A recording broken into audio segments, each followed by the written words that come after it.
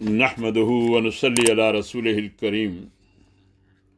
فأعوذ بالله من الشيطان الرجيم بسم اللہ الرحمن الرحیم۔ عزیز بزرگوں، دوستوں اور بھائیوں، پچھلی نشست میں ایک اہم بات کی یاد دہانی کرائی گئی تھی کہ ہم سب کو اپنا احتساب کرنا چاہیے کہ جو زندگی ہم کو ملی تھی، جو انعامات ہم کو دیے گئے تھے، ان کا ہم نے اپنے مقصد زندگی کے ساتھ کیسا استعمال کیا، کتنا ان انعامات کا حصہ، ان صلاحیتوں کا حصہ اللہ کے دین کے لیے استعمال کیا اور کتنا غیر دین اللہ کے لیے استعمال کیا۔ دین حق کا اساسی تصور بھی بتایا گیا تھا۔ اسی دین حق کے اساسی تصور کو بار بار ذہن کا نشین کرانے کے لیے اللہ تعالیٰ نے اپنے بندوں پر 5 وقتہ نماز فرض کر کے یہ انتظام فرمایا تھا کہ نہ صرف دین کی بنیادی حقیقتیں اور اقرار توحید کے مقتضیات و مطالب دن میں کئی مرتبہ بندہ مومن کے سامنے لائے جاتے رہیں، بلکہ ان سے عائد ہونے والی ذمہ داریوں کو پورا کرنے کا عہد بھی کم سے کم 32 مرتبہ روزانہ دستہ کھڑا کر کے اس سے لیا جائے، تاکہ دوسرے مشاغل زندگی میں مستغرق ہو کر وہ غفلت کا شکار نہ ہو جائے اور نہ اپنے رب کی بندگی سے انحراف و سرکشی کے لیے کسی عذر کی کوئی گنجائش، لا علمی کا کوئی بہانہ یا اتمام حجت میں کوئی کسر باقی رہ جائے، بلکہ جب خدا کے روبرو حساب کے ذریعے پیش ہو تو بجز اقبال جرم کے اس کے لیے کوئی اور چارہ کار نہ ہو۔ ابھی وقت ہے کہ ہر بھائی اپنی روزمرہ کی زندگی اور اس کے مشاغل کا سنجیدگی کے ساتھ جائزہ لے اور اندازہ کرے کہ ہم اپنے اس عہد و پیمان کو جو نماز میں روزانہ 5 وقت اللہ تعالیٰ سے استوار کرتے ہیں، کہاں تک پورا کر رہے ہیں۔ ہماری زندگی کی عملی شہادت اس بارے میں کیا ہے؟ خدا کی بندگی کا حق ادا کرنا تو درکنار، کیا ہم نے اس کی بندگی میں داخل ہونے کا کوئی تقاضا بھی پورا کیا ہے؟ اور کیا ہے تو کس حد تک؟ نماز کا عملی مقصود اسی جائزے کی طرف آدمی کو بار بار متوجہ کرنا ہے۔ اب دیکھیے، نماز کے لیے کھڑے ہوتے ہی سب سے پہلا کلمہ جو ہمارے منہ سے نکلتا ہے وہ یہ اقرار ہے کہ انی وجہت وجہی للذی فطر السماوات والارض حنیفا وما انا من المشرکین۔ سورہ انعام کی آیت نمبر 79 کو ہم پڑھتے ہیں، جس کا مطلب ہے کہ میں نے فی الحقیقت ہر طرف سے منہ موڑ کر، دوسرے ہر ایک سے تعلق توڑ کر اور اطاعت اور نیاز مندی کے دوسرے سب مراکز کو چھوڑ کر پوری یکسوئی کے ساتھ زمین و آسمان کے بنانے والے ایک خدا سے رشتہ جوڑ لیا، اور میں شرک کرنے والوں میں سے ہرگز نہیں ہوں۔ نماز کے لیے کھڑے ہوتے ہی سب سے پہلے یہ اقرار کرائے جانے سے صاف واضح ہو جاتا ہے کہ اللہ تعالیٰ کے ہاں تقرب و مقبولیت تو درکنار، اس کے حضور حاضری کے لیے اولین شرط یہ ہے کہ انسان غیر اللہ سے تمام عقیدتیں اور نیاز مندیاں ترک کر کے اور بالکل یکسو ہو کر اس کی طرف آئے اور اپنے آپ کو سر تا پا اور غیر مشروط طور پر اس کی بندگی میں دے دے۔ لہذا ہم میں سے ہر ایک کو اپنا جائزہ لے کر دیکھنا چاہیے کہ کیا خدا کے ساتھ ہمارا تعلق فی الواقع اسی طرح کا ہے، اور اب ہم اس کی ذات، اس کی صفات اور اس کے حقوق اور اس کے اختیارات میں کسی اور کو شریک نہیں گردانتے۔ اگر اب تک یہ پہلا قدم بھی درست نہیں ہوا تو ظاہر ہے کہ ہم ایک ایسی عمارت کی تعمیر میں جان کھپا رہے ہیں جس کی بنیاد ہی غائب ہے۔ ان حالات میں اس ریاضت سے جسمانی مشقت اور تکان کے سوا اور کیا حاصل ہونے کی توقع کی جا سکتی ہے؟ چنانچہ اللہ تعالیٰ نے فرمایا ہے سورہ معاون میں، فَوَيْلٌ لِّلْمُصَلِّينَ الَّذِينَ هُمْ عَن صَلَاتِهِمْ سَاهُونَ، تباہی ہے ان نمازیوں کے لیے جو اپنی نماز سے غافل ہیں۔ یہی وجہ ہے کہ آپ بعض لوگوں کو دیکھتے ہیں کہ وہ نماز تو پڑھتے ہیں لیکن یہ ان کی اخلاق و کردار اور معاملات پر کوئی اثر نہیں ڈالتی۔ نماز میں انسان تکبیر تحریمہ یعنی اللہ اکبر کہہ کر داخل ہوتا ہے، اور اس کی اہمیت کا اندازہ اس امر سے لگایا جا سکتا ہے کہ اگر یہ کلمہ ادا نہ ہو تو نماز میں آدمی داخل ہی نہیں ہوتا، اور اس کے بغیر قیام و قعود، رکوع و سجود اور تسبیح و درود سب کچھ ادا کرنے کے باوجود نماز ادا نہیں ہوگی۔ صحت فکر و عمل کے لیے یہ اقرار اس قدر اہمیت کا حامل ہے کہ اس کی تجدید اور تکرار روزانہ کم از کم 178 مرتبہ کرائی جاتی ہے۔ لیکن اپنی زندگی پر نگاہ ڈالیے اور بتائیے کہ کیا آپ اپنی زندگی اور اس کے معاملات میں اللہ کو واقعی سب سے بڑا مانتے ہیں اور ہر کام میں اس کی مرضی اور پسند کو ہر شے پر مقدم رکھتے ہیں؟ اگر اللہ کی کبریائی کے بار بار اعلان و اقرار کے باوجود عملاً اطاعت و بندگی خدا کے بجائے اس کے سرکش بندوں یا اپنے نفس ہی کی جا رہی ہے تو اس اقرار کو سچا کیسے سمجھا جا سکتا ہے؟ یہ بات کہ اللہ اکبر اقرار کیے بغیر انسان نماز میں داخل ہی نہیں ہو سکتا، اس امر کو واضح کرنے کے لیے کافی ہے کہ اللہ کے سوا کسی اور کی کبریائی یا بڑائی کو دل میں جگہ دینے والا شخص اللہ کے دربار میں قدم بھی نہیں رکھ سکتا، چاہے جائے کہ قبولیت حاصل کر سکے۔ تکبیر تحریمہ کے بعد آدمی ثنا بیان کرتا ہے، اللہ تعالیٰ کی ثنا کرتا ہے، سبحانک اللہم وبحمدک وتبارک اسمک وتعالی جدک ولا الہ غیرک۔ اے میرے اللہ، ہر عیب اور کمزوری سے پاک ہے تیری ذات، خدائی کی تمام صفات کے ساتھ برکت والا ہے تیرا نام اور بلند ہے تیری شان، تیرے سوا کوئی بندگی کے لائق نہیں۔ اب اپنے دل و دماغ اور فکر و عمل پر ایک بے لاگ نگاہ ڈال کر خود ہی اپنا جائزہ لیجئے کہ کیا سبحانک اللہم کے اقرار کے مطابق آپ فی الواقع اللہ سے ہر حال میں راضی ہیں، اس کے سب فیصلوں پر قانع و مطمئن، اور زندگی کے سارے نشیب و فراز میں اس کے صابر و شاکر بندے ہی بنے رہتے ہیں، اور زندگی میں جیسے بھی حالات سے سابقہ پیش آئے کوئی حرف شکایت زبان پر نہیں لاتے ہیں؟ اللہ تعالیٰ کی پاک ذات کو واقعی سبحان اور بے عیب سمجھتے ہوئے اس کی فرما برداری کی راہ پر مضبوطی سے قائم رہتے ہیں۔ اگر یہ صورت نہیں تو اسے اپنے اندر پیدا کرنے کی فکر کیجیے۔ سورہ احزاب کی آیت نمبر 12 میں اہل ایمان کی کیفیت اس طرح بیان کی گئی ہے کہ جب مومنوں نے حملہ آور لشکروں کو دیکھا تو وہ پکار اٹھے کہ یہ وہی چیز ہے جس کا اللہ اور اس کے رسول نے ہم سے وعدہ کیا تھا۔ اللہ اور اس کے رسول نے بالکل سچی بات فرمائی تھی۔ اس واقعے نے ان کے ایمان اور انابت اللہ کو بڑھا دیا۔ اس کے بعد آپ کہتے ہیں وبحمدک، وبحمدک کے بار بار اقرار سے آپ کے دل و دماغ کی کیفیت یہ ہو گئی ہے کہ اب جہاں بھی کوئی حسن و خوبی، شوکت و قوت، قابلیت و کاریگری یا کوئی دوسرا کمال دیکھتے ہیں تو اس حسن و کمال کے مادی مظہر پر فریفتہ اور اس کے سامنے سجدہ ریز ہونے کے بجائے ان خوبیوں کے خالق اور عطا کرنے والے ہی کے آگے شکر و گرویدگی کے ساتھ آپ کی گردن اور جھک جاتی ہے۔ اگر اس اقرار کے بعد بھی کوئی شخص سانے کے بجائے سند ہی کے سامنے سر بسجود ہوتا ہے تو اس کا یہ عمل اس کے اقرار کی نفی کر دیتا ہے۔ پھر آپ کہتے ہیں تبارک اسمک،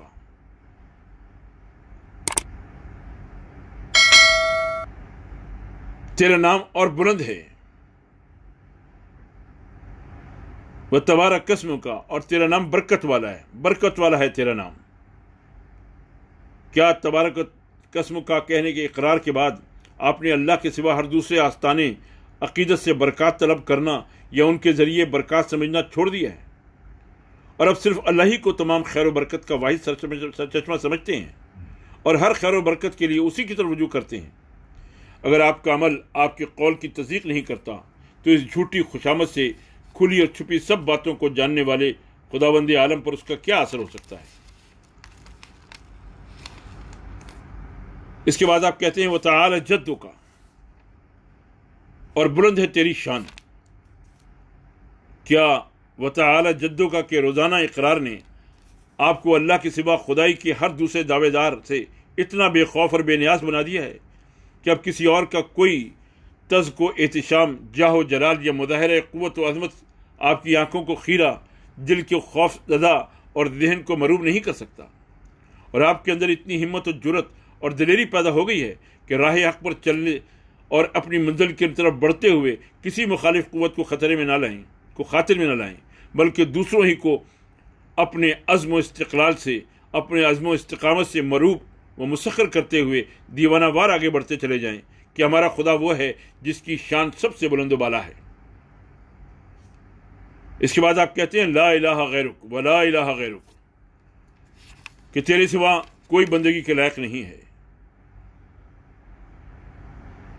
ولا الہ الا غیرک کا عقیدہ جو اسلام کی جان اور اس کائنات کی سب سے بڑی حقیقت ہے، اور جس کا آپ روزانہ کم از کم 11 مرتبہ اعلان اور اقرار کرتے ہیں، اس پر اپنی زندگی اور اس کی دلچسپیوں کو پرکھیے اور جائزہ لیجیے کہ وہ کہاں تک اس عقیدے کے مطابق اور اس کی آئینہ دار ہیں۔ آپ بے لاگ نظر سے دیکھیں گے تو خود تسلیم کریں گے کہ عملاً صورت یہ نہیں ہے، بلکہ ہم نے اپنی زندگی کے مختلف شعبوں کی باغ ڈور مختلف خداؤں کے ہاتھ میں دے رکھی ہے۔ ہم کہتے کچھ ہیں، کرتے کچھ ہیں۔ ہم کلمہ خدا اور رسول کا پڑھتے ہیں، لیکن ان کی شریعت کو اپنا ضابطۂ حیات بنانے کے لیے ہم تیار نہیں۔ حالانکہ حضور نبی کریم صلی اللہ علیہ وسلم نے مومنانہ زندگی کی مثال اس گھوڑے کی سی دی ہے جو شریعت الہی کی رسی سے، اطاعت الہی کے کھوٹے سے بندھا ہوا، اور اس کی ساری اچھل کود اس حد کے اندر ہوتی ہے جہاں تک اس کے گلے کی رسی اسے جانے کی اجازت دیتی ہو۔ حضور نبی اکرم صلی اللہ علیہ وسلم نے فرمایا مومن اور اس کے ایمان کی مثال ایک کھوٹے سے بندھے ہوئے گھوڑے کی سی ہے جو خواہ کتنے ہی گھومے پھرے لیکن بہرحال اپنی رسی کی حد کے اندر ہی رہتا ہے۔ اس کے بعد آپ تعوذ پڑھتے ہیں۔ ہم اپنی نمازوں میں کم از کم 11 مرتبہ روزانہ اعوذ باللہ من الشیطان الرجیم کی اللہ سے دعا کے ذریعے شیطان مردود سے اللہ کی پناہ مانگتے ہیں۔ لیکن کیا اعوذ باللہ من الشیطان الرجیم کے الفاظ بار بار کی جانے والی اس دعا کے تقاضے کے مطابق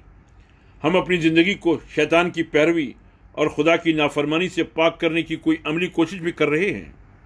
یا ہمارا حال اس کسان کا سا ہے جو نہ کھیت میں ہل جوتتا ہے اور نہ بیج ڈالتا ہے، بلکہ صرف یہ دعا مانگتا چلا جاتا ہے کہ یا اللہ میرے کھیت میں بہت سی گندم پیدا کر دے۔ یہ ایک واضح حقیقت ہے کہ انسان ہر اس کام میں جو وہ اپنے رب کے احکام و حدود سے قطع نظر کر کے کسی اور طریقے پر انجام دیتا ہے، شیطان ہی کا اعلی کار اور ایجنٹ بنتا ہے، کیونکہ وہ خدا کی فرمانبرداری کی بجائے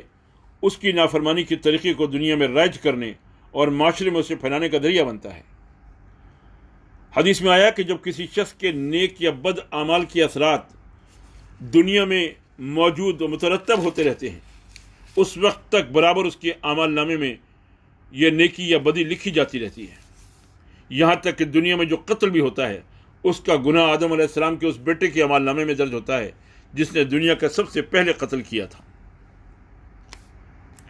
تو ہمیں دیکھنا چاہیے کہ ہم شیطان سے بچنے کے لیے اور اللہ کی اطاعت اختیار کرنے کے لیے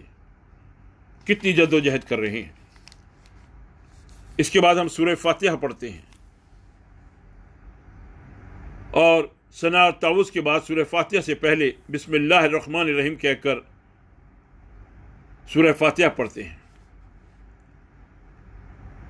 الحمد للہ رب العالمین الرحمن الرحیم مالک یوم الدین ایاک نعبد و ایاک نستعین اہدنا الصراط المستقیم صراط الذین انعمت علیہم غیر المغضوب علیہم ولا الضالین آمین۔ تعریف اللہ ہی کے لیے ہے جو تمام کائنات کا خالق و پروردگار،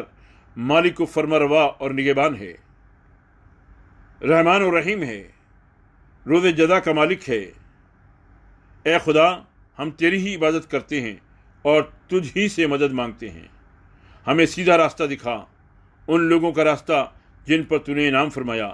جو معتوب نہیں ہوئے، جو بھٹکے ہوئے نہیں ہیں۔ اے خدا، ہماری اس دعا کو قبول فرما۔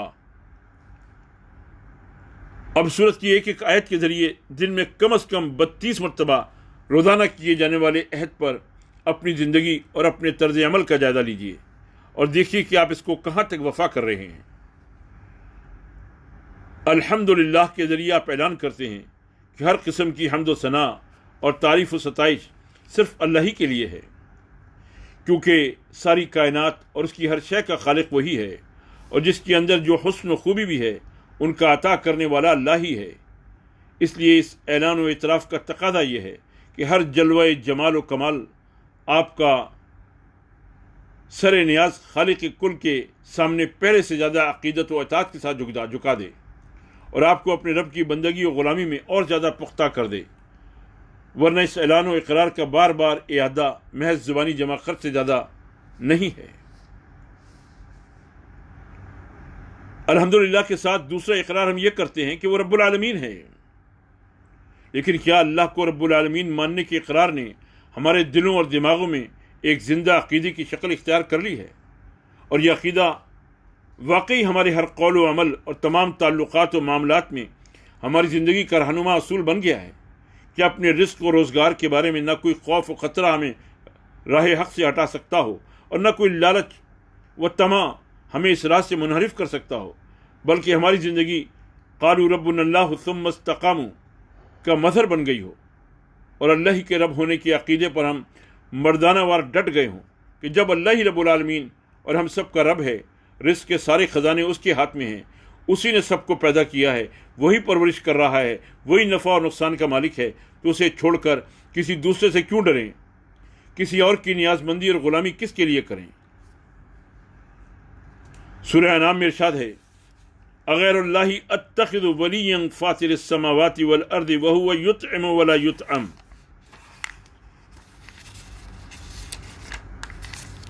کیا میں زمین و آسمان کے خالق و خدا کو چھوڑ کر کسی اور کو اپنا ولی و سرپرست بنا لوں، حالانکہ وہی ایک ایسا الہ ہے جو روزی دیتا ہے، روزی لیتا نہیں ہے۔ سورہ انعام کی آیت نمبر 165 میں ارشاد ہے، قل غیر اللہ ابغی ربا وہو رب کل شیء، کہو کیا میں اس کے سوا کوئی اور رب تلاش کروں حالانکہ وہی ہر چیز کا رب ہے۔ سورہ اعراف میں ارشاد ہوا، ایشرکون ما لا یخلق شیئا وهم یخلقون ولا یستطیعون لهم نصرا ولا انفسهم ینصرون۔ کیسے نادان ہیں وہ لوگ جو ان کو خدا کا شریک ٹھہراتے ہیں، جو کسی چیز کو بھی پیدا نہیں کرتے بلکہ خود پیدا کیے جاتے ہیں، اور جو اپنے پرستاروں کی مدد تو کیا کریں گے، خود اپنی مدد پر بھی قادر نہیں ہیں۔ ظاہر ہے کہ اللہ رب العالمین کے سوا جو بھی اپنی خدائی و فرما روائی اور تقدس و حاکمیت کے دعوے دار ہیں، اور اللہ کے سوا انسانوں نے جن کو بھی اپنا خدا اور مطاع و معبود بنا رکھا ہے، وہ سب اپنے بندوں کو رزق دینے کے بجائے الٹا ان سے رزق وصول کرتے ہیں۔ کوئی بادشاہ اور حکمران، خواہ وہ فرعون اور نمرود ہی کا سا دبدبا اور اقتدار کیوں نہ رکھتا ہو، اپنی خدائی اور حاکمیت کا ٹھاٹ جما نہیں سکتا جب تک کہ اس کے بندے اپنے ٹیکسوں اور نذرانوں سے اس کے خزانے نہ بھریں اور وقت پڑنے پر اس کی فوج بن کر اسے اس کے دشمنوں سے نہ بچائیں۔ کسی صاحب قبر کی شان معبودیت قائم نہیں ہو سکتی بغیر اس کے کہ اس کے پرستار خود اس کا مقبرہ تعمیر کر کے نظریں اور نیازیں چڑھانا اور منتیں ماننا شروع کر دیں۔ کسی دیوی دیوتا کا دربار سج نہیں سکتا جب تک اس کے پجاری اس کا مجسمہ بنا کر کسی عالی شان مندر میں نصب نہ کر دیں اور ہر قسم کے قصے اور کہانیاں گھڑ کر جاہل لوگوں میں نہ پھیلا دیں۔ سارے بناوٹی خدا بیچارے خود اپنے بندوں کے محتاج ہیں، اور صرف ایک خداوند عالم ہی وہ حقیقی خدا ہے جس کی خدائی آپ اپنے بلبوتے پر قائم ہے، اور جو کسی کی مدد کا محتاج نہیں بلکہ سب اسی کے محتاج ہیں۔ اللہ تعالیٰ کے رب العالمین ہونے کے اقرار کے بعد ہم اس کے الرحمن الرحیم ہونے کا اقرار کرتے ہیں۔ اپنے قول و عمل پر نگاہ ڈال کر بتائیے گا کہ کیا اللہ رب العالمین کے الرحمن الرحیم ہونے کے مضمرات کا ہم نے واقعی ادراک کر لیا ہے کہ ہمارے رب کی رحمت و ربوبیت، اس کی شفقت و فیاضی اور مہربانی کس قدر ہماگیر، کس قدر وسیع، کتنی مسلسل اور کبھی نہ ختم ہونے والی ہے، اور اس نے کس کمال تسلسل کے ساتھ ہماری اور اس کائنات کی دوسری بے حد و حساب مخلوق کی تمام محسوس و غیر محسوس ضروریات کو پورا کرنے کا انتظام کر دیا ہے اور بے دریغ کیے چلا جا رہا ہے، قطع نظر اس کے کہ کوئی اس کی اطاعت کرے یا نافرمانی کرے یا اس کے وجود تک کا انکار کرتا ہو۔ کیا ہماری زندگی اور اس کے مشاغل ہمارے اس احساس کی ٹھوس شہادت دیتے ہیں، اور ہماری زندگی کما حقہ نہ صحیح بحیثیت مجموعی اپنے رب کی اطاعت و بندگی اور اس کی ملازمت میں گزر رہی ہے؟ ظاہر بات ہے کہ جب رحمت و ربوبیت ہماگیر اور مسلسل ہے تو بندوں کی بندگی کسی جگہ، وقت اور معاملے تک محدود اور وقتی ہونے کے کیا معنی؟ اس کی تمام مخلوق کے ساتھ ہمارا طرز عمل اور ہمارے تعلقات ٹھیک وہی اور اسی نہج پر ہونے چاہیے جو اور جیسے ارحم الراحمین نے مقرر کیے ہیں۔ خدا اور خلق ہر ایک کے خلاف ہر نوع کے ظلم و طغیان اور سرکشی اور ہر قسم کے فواحش و منکرات سے ہماری زندگی پاک ہو جانی چاہیے، کیونکہ اس رب الرحمن الرحیم کی بے پایہ رحمت کی کبھی یہ گوارہ نہیں کر سکتی کہ اس کی مخلوق میں سے کسی کو کوئی ادنا سی ادنا بھی حق تلفی کرے اور اس کی زمین پر ظلم و تعدی کا ارتکاب کرے، اور اگر کوئی ایسا کرے تو اللہ کی رحمت و شفقت کا تقاضا ہے کہ وہ اپنی مخلوق کے درمیان عدل کا بندوبست فرمائے اور مظلوموں کی داد رسی کے لیے بے لاگ انصاف کا ایک دن مقرر کرے جہاں ہر شخص اپنی ہر نیکی اور ہر بدی کا پورا پورا اور ٹھیک ٹھیک بدلہ پائے۔ یہ نہ صرف رحمت کا تقاضا ہے بلکہ عقل کا فیصلہ اور اخلاق کا مطالبہ بھی یہی ہے کہ ابراہیم اور نمرود، موسیٰ اور فرعون، ابو بکر اور ابو جہل اور ظالم و مظلوم کا انجام ایک نہیں ہونا چاہیے۔ چنانچہ اسی تقاضے کے جواب میں آپ مالک یوم الدین کے الفاظ کے ذریعے اطمینان دلایا گیا ہے۔ اسی امر کی وضاحت لا یستوی اصحاب النار و اصحاب الجنہ سے کی گئی ہے کہ اہل دوزخ اور اہل جنت کسی طرح برابر نہیں کیے جا سکتے، اور اسی امر کی صراحت دوسری جگہ سورہ سعد میں آیت نمبر 28 میں اس طرح کی گئی کہ ام نجعل الذین آمنوا وعملوا الصالحات کالمفسدین فی الارض ام نجعل المتقین کالفجار، کیا ہم ایمان لانے والوں اور نیک کام کرنے والوں کو انہی جیسا بنا دیں گے جو زمین میں فساد کرتے ہیں؟ کیا ہم متقیوں اور فاجروں کو یکساں کر دیں گے؟ سورہ جاسیہ میں آیت نمبر 21 میں ارشاد ہوا ام حسب الذین اجترحوا السیئات ان نجعلہم کالذین آمنوا وعملوا الصالحات سواء محیاہم ومماتہم ساء ما یحکمون، کیا بدکاریاں کرنے والے یہ گمان کرتے ہیں کہ ہم ان کو ایمان لانے والوں اور نیک کام کرنے والوں کے برابر کر دیں گے اور ان کی زندگی اور موت یکساں ہوگی؟ یہ کیسی بری بات ہے جس کا وہ حکم لگاتے ہیں۔ سورہ انعام میں فرمایا وَلِكُلٍّ دَرَجَاتٌ مِّمَّا عَمِلُوا، ہر ایک کے لیے ویسے ہی درجات ہوں گے جیسے انہوں نے عمل کیے۔ لہذا مالک یوم الدین کے اقرار کے بعد ہمارے تمام امور زندگی اور سارے معاملات انفرادی، اجتماعی، معاشی، معاشرتی اور تمدنی، ملی اور سیاسی سب کے سب اسی اقرار اور عقیدے کے مطابق انجام پانے چاہیے کہ ایک روز ہمیں ایک ایک پائی، ایک ایک حرکت اور ایک ایک لمحے کا اپنے عالم الغیب والشہادہ اور علیم بذات الصدور خدا کو حساب دینا ہے۔ اب ذرا مالک یوم الدین کے منظر کو اپنے ذہن کے سامنے لا کر جائزہ لیجیے کہ کیا خدا کے حقوق، والدین، بھائی بہنوں، بیوی اور اولاد کے حقوق، پڑوس، سوسائٹی اور دوسری مخلوق خدا کے حقوق ٹھیک ٹھیک اور اسی طرح ادا کیے جا رہے ہیں جس طرح اللہ اور اس کے رسول نے مقرر کیے ہیں؟ کیا آپ کے سارے معاملات ایسے ہیں کہ مالک یوم الدین کے روبرو فوز عظیم پانے والے نہ صحیح کم سے کم اس کی سزا اور اس کی عتاب سے ہی بچ جائیں؟ یہاں یہ یاد رہے کہ اپنی مخلوق پر خالق کے حقوق باقی سب حقوق سے بڑھ کر ہیں، اور اس کا حق یہ ہے کہ ہم اپنی پوری زندگی اس کی اطاعت میں غیر مشروط طور پر دے دیں اور اس کا کلمہ بلند کرنے اور زمین پر اس کے منشا اور مرضی کو عملاً نافذ کرنے کے لیے اپنا سب کچھ لگا دیں۔ حق یہ ہے کہ خدا کے سوا کسی اور کا بذات ہی کسی پر کوئی حق نہیں ہے۔ اللہ تعالیٰ نے خود دوسرے لوگوں کے کچھ حقوق ہمارے ذمہ لگا دیے ہیں، جن کو اس نے ہماری پیدائش، پرورش اور اجتماعی زندگی کے قیام کا ذریعہ بنایا ہے، اور ان حقوق کی ادائیگی دراصل اللہ ہی کی اطاعت میں داخل ہے۔ اسی لیے اگر وہ کسی ایسی چیز کا حکم دیں جو شریعت الہی کے خلاف ہو تو اللہ تعالیٰ نے واضح طور پر ہدایت فرمائی ہے کہ اس حکم کی تعمیل نہ کی جائے۔ اگر اس کی تعمیل کی جائے گی تو اللہ تعالیٰ کے یہاں گرفت ہوگی اور سزا دی جائے گی، لہذا بندوں کا جو مطالبہ خدا کے حق یا اس کے حکم سے ٹکرائے گا رد کر دیا جائے گا، خواہ وہ مطالبہ ماں باپ کا ہو، برادری کا ہو یا کسی دوسری بڑی سے بڑی طاقت کا ہو۔ اس کے بعد ہم کہتے ہیں ایاک نعبد و ایاک نستعین۔ ان الفاظ میں ہم اللہ تعالیٰ کو یقین دلاتے ہیں کہ ہماری عبادت و غلامی اور اطاعت و فرمانبرداری بس تیرے ہی لیے ہے۔ ہماری تمناؤں، امیدوں اور آرزوؤں کا سہارا بس تو ہی ہے، اور ان مشکلات و مصائب میں جو تیری اطاعت و غلامی کی راہ میں پیش آتی ہیں ان میں ہم تیری ہی امداد و اعانت طلب کرتے ہیں۔ اس عہد و اقرار پر اپنے آپ کو جانچ کر فیصلہ کیجیے کہ کیا اس کا عملی ثبوت ہماری روزانہ زندگی، اس کے معاملات، ہمارے طرز عمل اور ہماری روزانہ کی دوڑ دھوپ سے ملتا ہے، یا پھر اطاعت و فرما برداری اور غلامی و بندگی تمام تر نہیں تو بیشتر کسی اور کی ہو رہی ہے، اور اس بندگی غیر اللہ میں امداد و اعانت اللہ سے طلب کی جا رہی ہے، گویا کہ وہ اپنی قدرت کاملہ سے اپنے خلاف بغاوت و سرکشی اور کفر و طغیان کے اور زیادہ مواقع اور سہولتیں عطا فرمائے۔ نعوذ باللہ من ذالک۔ کیا جب آپ روزانہ بار بار اہدنا الصراط المستقیم کی التجا اللہ تعالیٰ سے کرتے ہیں تو آپ کے دل میں صراط مستقیم پر چلنے کا واقعی کوئی ارادہ و خیال یا کوئی سنجیدہ تمنا موجود ہوتی ہے؟ کیا آپ کی زندگی اور اس کے مشاغل میں اس کا کوئی ثبوت موجود ہے کہ آپ حقیقتاً اس راہ کی متلاشی ہیں؟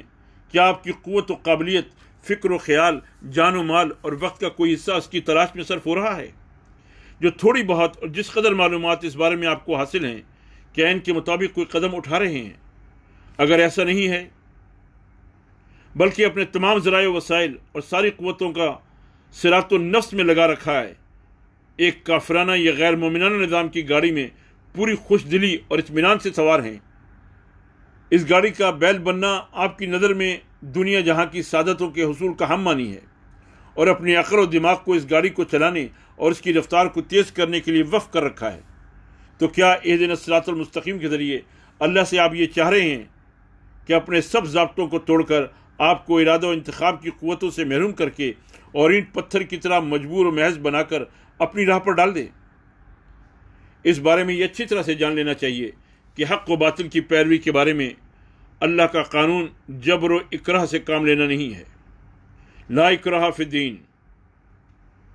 اس نے انسانوں کو دونوں راستے دکھا دیے ہیں، وہدیناہ النجدین، اور اسے پورا اختیار دے دیا ہے کہ اپنے لیے ہدایت اور فلاح کے راستے کو پسند کرے یا گمراہی اور بغاوت کے راستے کو اختیار کرے۔ فمن شاء فلیؤمن ومن شاء فلیکفر۔ بہرحال انسان کی اپنی کوشش ہی کا ثمرہ ہے، اس کو ملے گا۔ لیس للانسان الا ما سعی۔ اور اگر اس معاملے میں سخت کوشش سے کام لے اور اس کے لیے کوئی چوٹ کھانے کے لیے تیار ہو تو اللہ تعالیٰ اس کے لیے صراط مستقیم کھول دیتے ہیں۔ والذین جاہدوا فینا لنہدینہم سبلنا۔ ظاہر ہے کہ کراچی کا کوئی مسافر لاہور سے پشاور کی طرف جانے والی گاڑی میں سوار ہو کر خواہ لاکھ سجدے کرے، دن رات مراقبے میں گزار دے اور جتنی چاہے کراچی کی دعائیں اور التجائیں کرتا رہے، بہرحال پشاور ہی پہنچ کر رہے گا،